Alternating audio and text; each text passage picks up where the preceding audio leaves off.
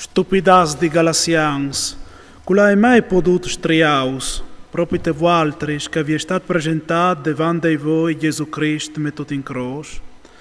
Avares gust di sapere dove chis di voaltris, veis avuto il spirito mediante la sopres dalla legge o ascoltando la paraula dalla fede?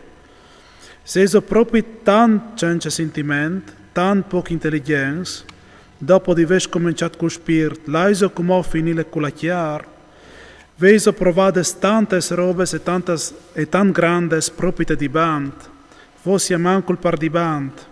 Dunque, quel che us dà il spirito senza colomie, e all'opera miracoli fra amici di Waltris, al fage tut chist par via della sopares della legge o par via che ave ascoltato la paraula della fede? Alle così che Abramo l'ha creduta a Dio, e chist gli è stato mettuto in conto di giustizia. Tegnita mens allora, che sono figli di Abramo che vengono dalla fede. E la scrittura, provvedendo che Dio al vares giustificasse i paians mediante la fede, aveva già contato a Abramo queste buone nuove. Mediante te saranno benediti tutti i popoli. Di modo che quei che si fondono sulla fede sono benediti con Abramo che l'ha creduto.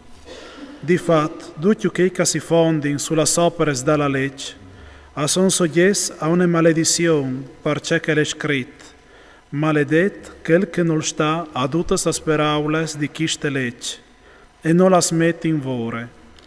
Che nessuno di quei che resta in tale legge al sia giustificato, è chiaro, perché il giusto vivrà mediante la fede. La legge però non viene fuori dalla fede, ma quel che farà queste robe vivrà mediante loro. Cristo nos ha sfranchiati, liberando-nos dalla maledizione della legge, e diventando Lui maledizione per il nostro bene, come è scritto: maledetto quel che l'è picchiato sotto un legno. Perché in Cristo Gesù la benedizione di Abramo arrivasse ai pagans, di modo che potesse inchiappare per fede spirito che oriere è stato impromettuto.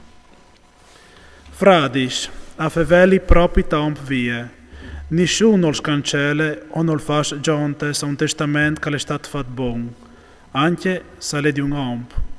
Poi bene, le promesse che sono state fatte a Abramo e alla sua discendenza, non dice e alla sua discendenza, come se si trattasse di un grun di loro, ma alla tua discendenza, come se si trattasse di un solo, tanta di Cristo. A voi Dio schist.